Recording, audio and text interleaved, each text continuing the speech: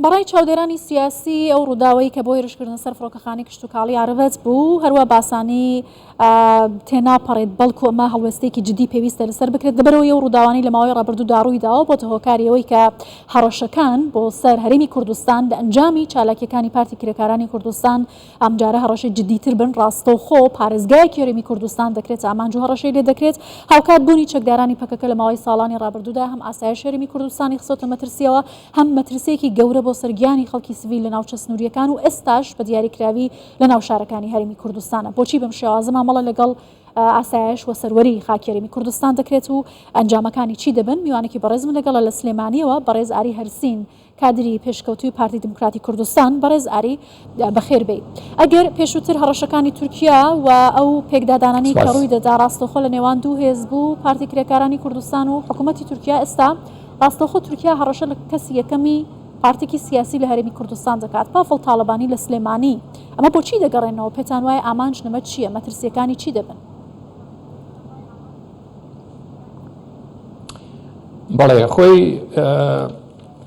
مەسلەکە ئەوەیە کە لەم منتیقەیە بە یعنی لە شەرقی ئەوسەط دایم وا بووە طبعاً کۆمەڵێک هاوپەیمانی هەیە ئەم هاوپەیمانیانە زۆربەی کات لە شەڕی ساردان لەگەڵ یەکتریە هەندێک کاتیش ئەبێ بە شەڕی گەرم یعنی شەڕەتەقە یەکێک لەو جەمسەرانی کە منافیسی یەکترین یعنی دوان لەوانە ئەوە تورکیا و ئێرانە ئەم پارتی کرێکارانی کوردستان کە خۆی بە حیزبێکی یا حرەکەیەکی معارەزا زانێت لە تورکیا لە جاتی ئەوەی کە بچێت مەشاکیلی خۆی لەگەڵ حکوومەتی تورکیا حەلکە ئیتر چۆنی حەلەکە ئەو خۆیان نەیزانن حکوومەتی تورکیا و پەکەکە هاتووە بە سەدان کیلۆمەتر بۆ ناو قوڵایی هینی هەرێمی کوردستان و حکوومەتی تورکیا دوێتی لە هەر شوێنێک بن ئەمانە ئێمە لیانە دەین وەکو چۆن کۆماری ئیسلامی ئێران ئەوەی کرد بە مەرج لەسەر دەوڵەتی عێراق و لەسەر هەرێمی کوردستان کە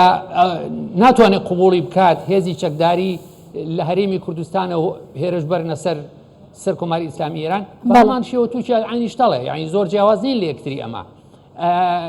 مشکلەکە ئەوەیە کە پارتی کرێکارانی کوردستان خەباتی سیاسی و چەکداری خۆی نزیکی 200 کیلۆمەتر زیاتر دوور لە سنوورەکانی بڵین کوردستانی تورکیا کە ئینسان لەمە تێ ناگا بەڕاستی مەشاکیل بۆ ئێمە دروست دەکات منتیقەیەکی زۆری داگیر کردووە لە هەرێمی کوردستان کە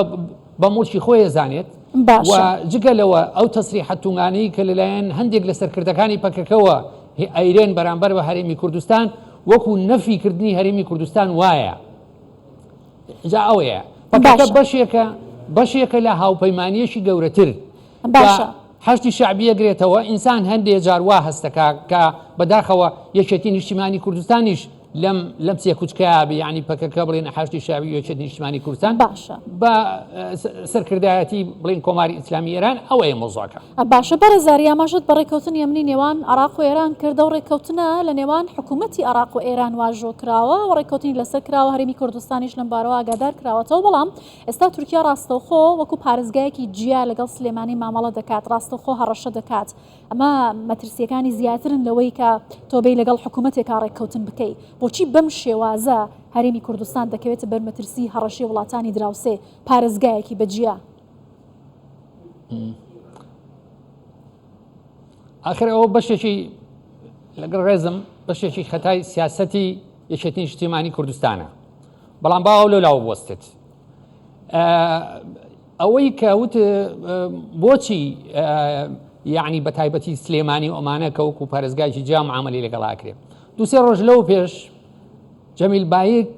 ڕاگەیەنراویشی بڵاو کردوتەوە کە هێرشی تون دەکاتە سەر ئێمە سەر پارتی هەموو مصیبەتی دنیا بەهی ئەمە ئیزانەیە یعنی ئێمە مسەببین بەڵام ئەوەی کە جالبەوە حەقە خەڵکی کوردستان یعنی هەڵوێستەی لەسەر بکەن نەکرد لایەنە سیاسیەکە جەمیل بایک لەو ڕاگەیەنراوەیە باسی هەرێمی سۆران دەکات هەرێمی سۆرانیی شتێکی خۆمە 150 ساڵ لەو پێش نییە کە ئێمە ئەمارەتی ئەردەڵان و بابان و سۆران و بادینان و مانەمان هەبوو ئێستا یەک هەرێمی کوردستانە جەمیل بایک زۆر بەڕاستەوخۆ بەبێ دوو دڵی و بەبێ شاردنەوە باسی هەرێمی سلەیمانی و هەرێمی سۆران ئەکات و جای ئەکاتەوە لەو منتیقەی تر کە مەبەستی لەو دیو دێگەڵەیە ئەو هەرێمەی تر کە لەوانەیە ئەو بە بادینان ناویبەرێ جایە کاتە لەو کە ئەمە مەترسیە بۆ سەر بڵێن ئاسایش و ئەمنیەتی هەرێمی کوردستان بەڵێ ئەنجا خۆی ئەمە ئینسانە بێ لە خۆی بپرسێ یەکێتی نیشتیمانی کوردستان پێویستە پرسیار لە خۆی بکە بڵێ عەجەبە کاک جەمیل بایک و ڕەفیقەکانی بەرنامەی ئەویان هەیە کە لە داهاتوویەکی نزیکە بێن لەگەڵ ئێمە بە هاوپەیمانیەک ئەم هەرێمەی کە ئەوان پێڵەن سۆران بیبەن بەڕێ و هەرێمی کوردستانی عێراق بکەن بە دوو بەشەوە جاوە خەتەرترە باشە بەڕێزاری ئەگەر بەو شێوازە پارتی کرێکارانی کوردستان PKK هەرێم و کانتۆن لە بەشەکانی دیکەی کوردستان دادەمەزرێنێت بۆ ئێستا یەک کانتۆنی لە باکووری کوردستان ڕانەگەیاند و ئایا پێی بەڕێوە نابرێت یا لەوێ هاوپەیمانێکی بەهێزی وەکو ئەم لایەنانەی کە جەنابەت باست کرد پەیدا ناکات بۆ قۆناغی چالاکیەکانی خۆی و مەیدانی چالاکیەکانی خۆی ناگوازێتەوە بۆ ئەوێ ڕێگریەکانی بەردەمی چین ئەم سیاسەتە خزمەت بە کێ دەکات؟ من بڕوا ناکەم ئەمەی کە نایکات لە زۆفی عەسکەری بێ چونکە ئێمەش لە ڕابردووە تەجروبەی ئەومان هەیە یعنی ئەگەر تۆ لە کرداربی بەم فارزی هی بچووکی ژەیکە ئێمە معنایەوە نییە من تەشجیعی هی پەکەکە بکەم بچێ بڵێن عملیاتی هینی عەسکەری بکە لە ناو تورکیا بەڵام بەڵام ئەگەر حەزی لێبێ ئەوە توانێت بکە بەڵام بۆیە هەندێک جار ئینسان هەڵوێستاکە لەسەر ئەو قسەی کە هەندێک کەسێکن هەندێک کەس ئەڵێن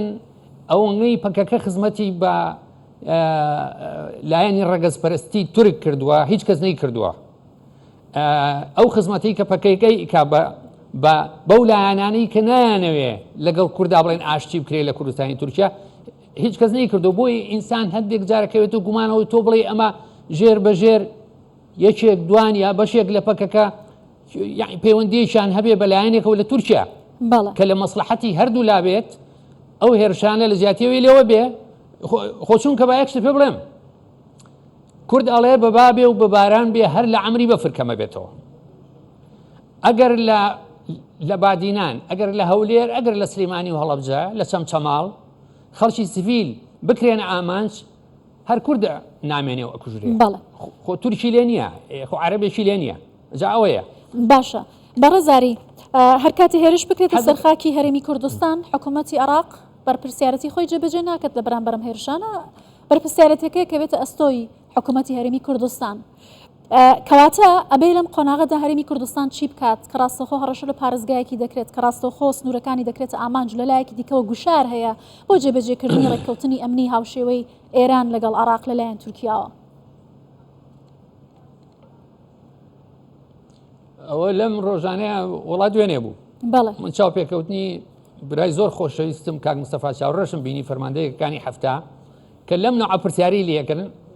هیناڵەکاشی خۆم هەڵوێستی چی ئینسان جاری وا هەیە گومانی ئەوە کاکە ژێر بەژێر شت هەبێت ئیتیفاق هەبێ بۆ ئەم هجوومانە یعنی لە وڵاتانی دراوسی ئەو بەسەر هەرێمی کوردستان بەڵام تۆڵەی هەرێمی کوردستانە بێت چی بکە کاڵی هەرێمی کوردستان مەبەستە سیاسیەکانە سیاسیەکانە